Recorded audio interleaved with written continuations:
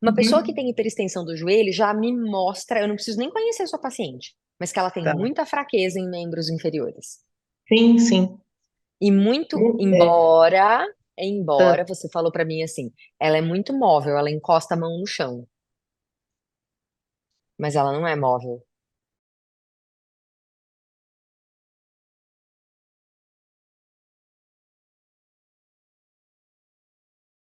Beleza. Uhum. Caso que a Bárbara, Bárbara, eu vou falar só pra você corrigir se eu peguei todas as partes, tá bom? Tá bom. Então vamos lá, é uma paciente de 60 e poucos anos, ela operou a coluna há muito tempo, então quer dizer que ela não tem mais uma hérnia, ela não tem mais hérnia, não tem nada ali na coluna comprimindo ela, certo? Deixa eu pegar Certo. minha coluninha aqui. Ó, vou pegar minha coluna aqui, segura aí, segura aí. Ó, isso aqui que tava afligindo ela, ó, não existe mais, ok? Ela tava com uma Sim. hérnia aqui, ó, tá bom? Ó, uma hérnia explodindo aqui e pressionando a coluna dela. Isso aqui não existe mais. Então agora a coluna dela tá operada. Então Uhum. a compressão neural não está vindo deste segmento. Essa compressão neural pode estar vindo da musculatura, pode estar vindo de algum lugar do trajeto neural. Sim. Ela tem uma irradiação que vai por trás da perna até o pé. Isso. Então é raiz de L5, S1, S2, lá no finalzinho, nervo Uhum. isquiádico, ok? Gente, Ok. tem alguém aí com o áudio aberto? Aí. Então, realmente é o nervo ciático que está sendo comprimido, mas não neste nível, porque ela já foi operada. A chance dela ter compressão neural nesse nível aqui é se essas vértebras, de repente, não estiverem se movimentando de maneira adequada e estiver gerando uma tensão muscular, ligamentar, alguma coisa que está pressionando esse nervo, mas não é a hérnia. Então, essa é a primeira coisa, Bárbara, é ficar bem Tá bom. ciente de que não é a hérnia. O problema Uhum. está fora. O problema não está aqui, na hérnia. O problema está no entorno.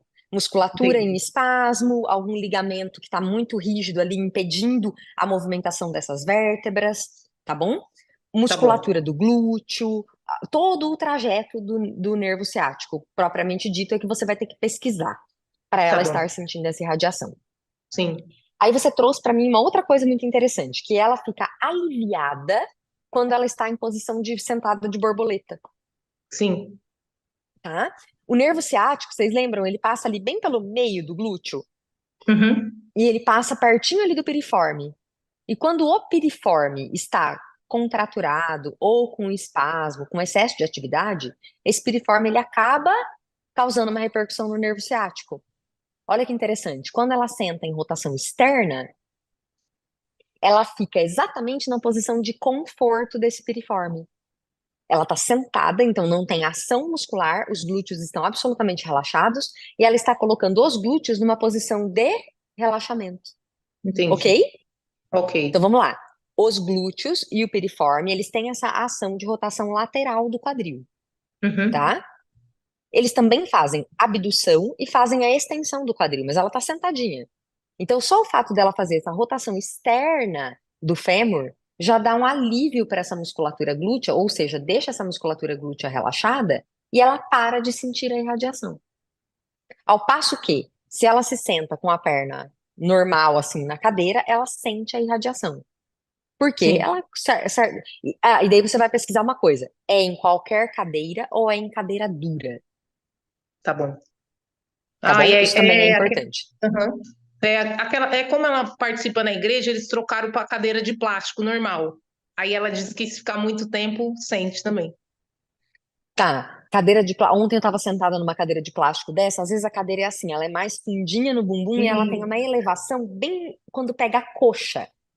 E, gente, sim, dói, porque pega o meio da coxa, bem ali atrás, bem na região dos isquiotibiais mesmo, faz uma pressão e eu comecei a sentir um formigamento na minha perna. Eu tive que mudar a posição da minha perna.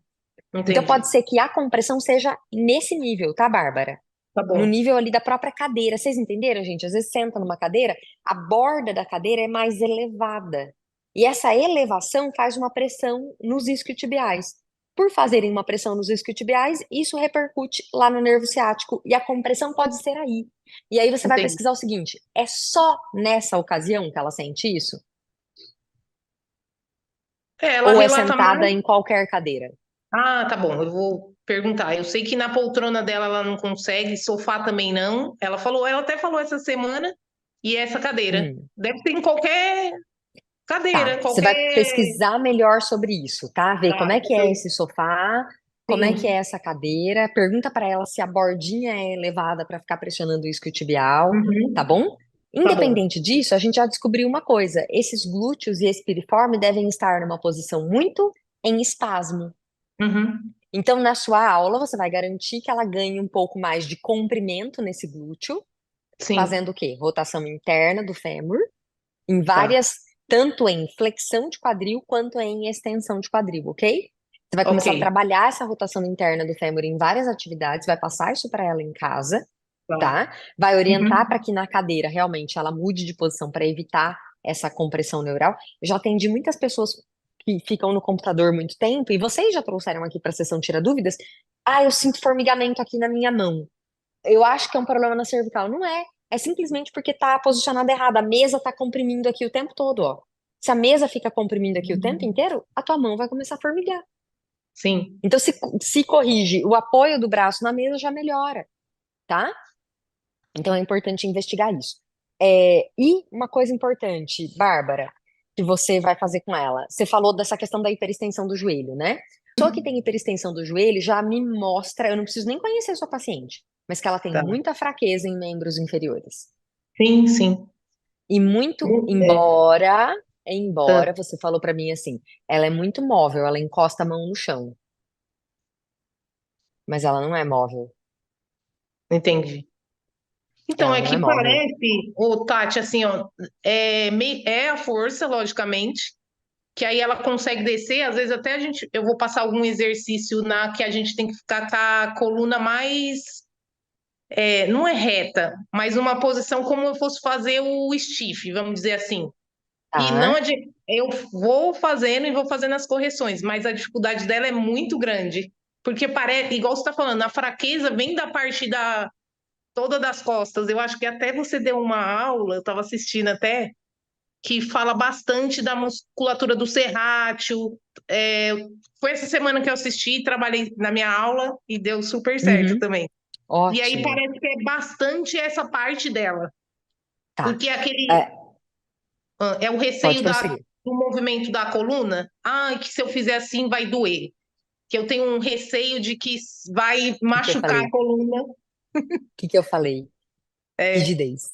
Então, ela não é aham, móvel. Ela só é uma entendi, pessoa que deve ter bastante flexão de quadril. Quando ela entendi. desce, a coluna dela fica bem retinha, Não fica. fica redondinha. Isso, fica redondinha. E ela tem medo de fazer o quê? Extensão De de quando a coluna? gente quando eu vou falar, eu falo para ela assim, ó, segura o movimento aí pelo abdômen, tudo certinho, né? Como a gente fosse fazer o elefante. Aham. Aí quando eu quero a extensão da coluna, aí ela desmonta, aí ela faz o Czinho mesmo.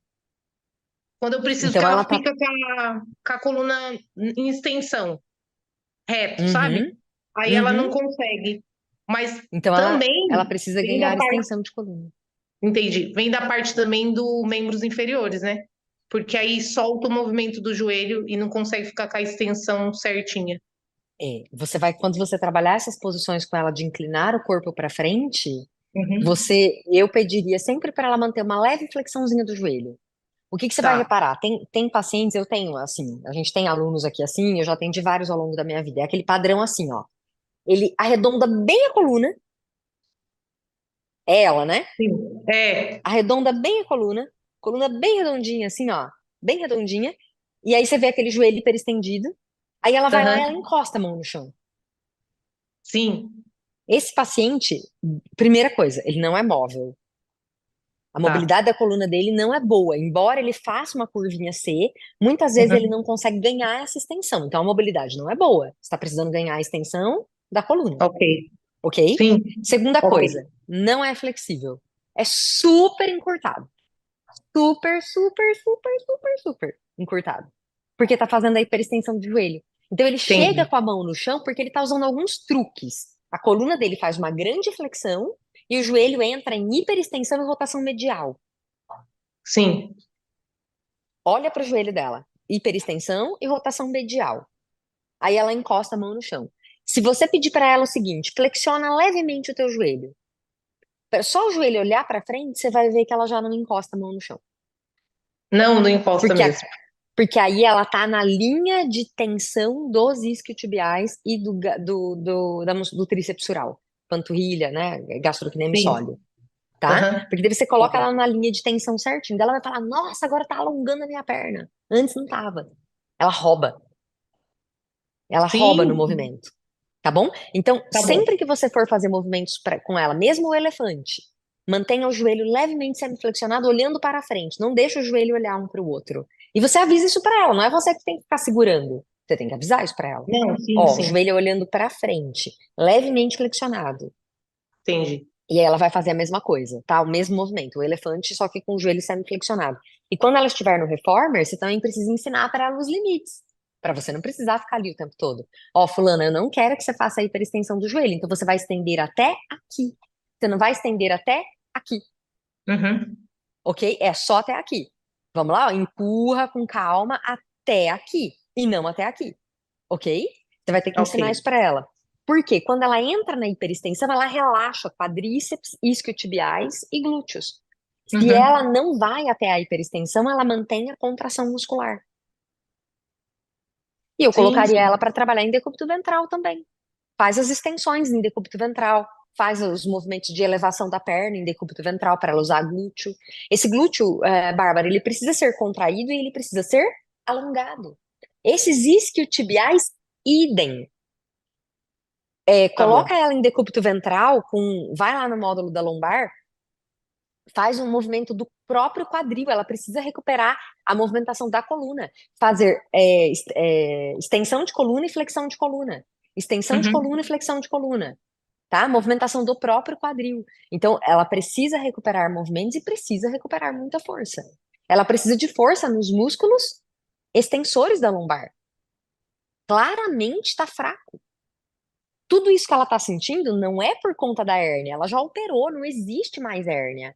Isso é para Uhum. provar para nós que mesmo uma pessoa que opera uma hérnia de disco, ela pode ter dor depois se os músculos e as articulações dela não estiverem preparados. Sim, Você entende como seu raciocínio tem que ser muito além, muito sim. maior? Se você pega um Uhum. paciente desse, eu não tô falando você, Bárbara, que você já está aqui dentro, você está no caminho certo. Mas vocês estão aqui fora no Instagram. Se você pega uma paciente dessa, igual a da Bárbara, 60 anos, operou a hérnia de disco, só que ela continua sentindo a irradiação e a dor. Estranho, né? Isso significa pra gente que a causa de tudo não era aquela hérnia.